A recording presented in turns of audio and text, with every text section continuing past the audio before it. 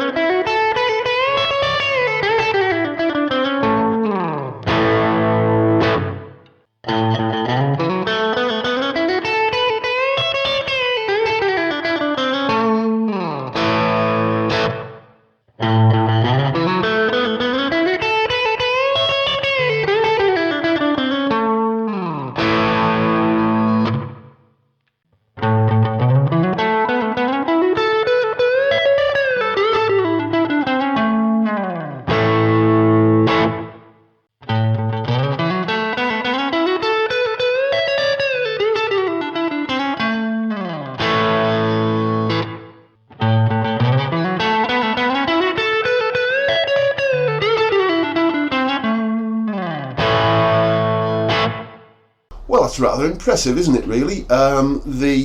Without taking the boost into account, the most noticeable thing to my ears is just that these pickups have a much glassier sound to them. They've got a much sweeter top end, I think, which is kind of what you'd expect given that they are Alnico pickups as opposed to the ceramic pickups that are in this guitar as stock. That boost is very, very noticeable, I think, especially on the bridge pickup. That's where it's most pronounced.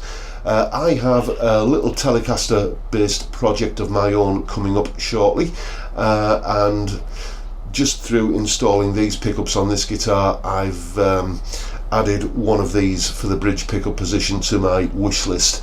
I'll give you more details on that video and on that Telecaster project as I get round to it. I'm still waiting for bits and pieces to turn up, basically.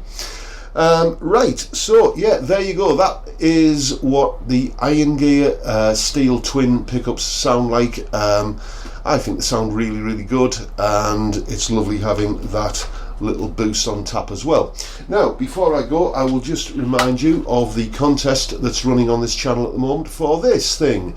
This is a Zoom G1ON, or is it pronounced G1 on multi-effects pedal. Great little effects pedal. I'm going to be doing a video on this in the near future as well. This has been very, very generously donated to Guitars for Good Causes by a viewer to this channel. You know who you are. Thank you very much. And if you want to win this pedal, then you can do. Basically, I did a video last week sometime, I'm useless with dates, on understanding modes. There's a link to that video again in the description box below.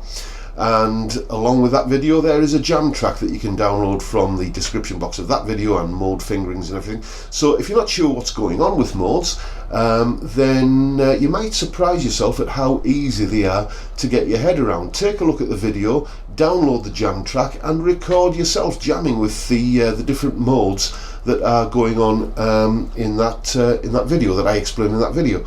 And send your entries to me, to the email address you can see on screen, and the winner will be the what I judge to be the best sounding solo. What I'm going to do is make a donation in return for this pedal. In case you don't know about Guitars for Good Causes, I'll just briefly explain that. Basically, you can donate money, or in this case gear, to this charity campaign, which then gets reviewed on this channel, or if you donate money, I buy equipment with it, which then gets reviewed on this channel, and that then gets auctioned off with proceeds going to Zoe's Place Baby Hospice, which is a charity in Middlesbrough, which provides palliative, respite and end-of-life care for children under 5 with terminal illnesses. It's a fantastic cause. We've raised well over £2,000 for them since we started in May last year, and you know, I couldn't be happier with the way it's going. So what I'm going to do is I'm going to make a donation for whatever the going rate of these things are. I think they go for about 30 quid on eBay used, and this is a used pedal.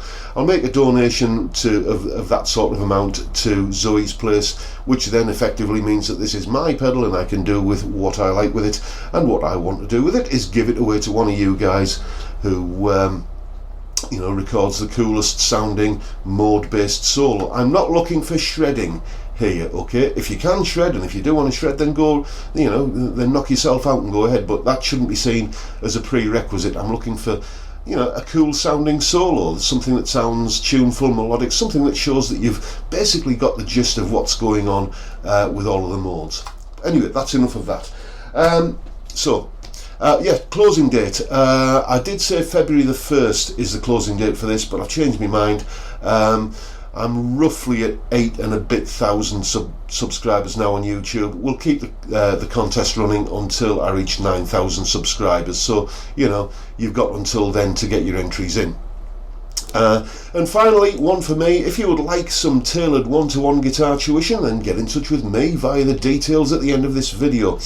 If you live on Teesside in the northeast of England, you can come along for a face-to-face lesson, or wherever you are in the world you can have a lesson via Skype, and whichever way you do it, your first lesson is free, so you got nothing to lose and everything to gain. Right then, that's it for today folks. Thank you very much for watching, and I'll look forward to seeing you all again next time. Bye for now folks.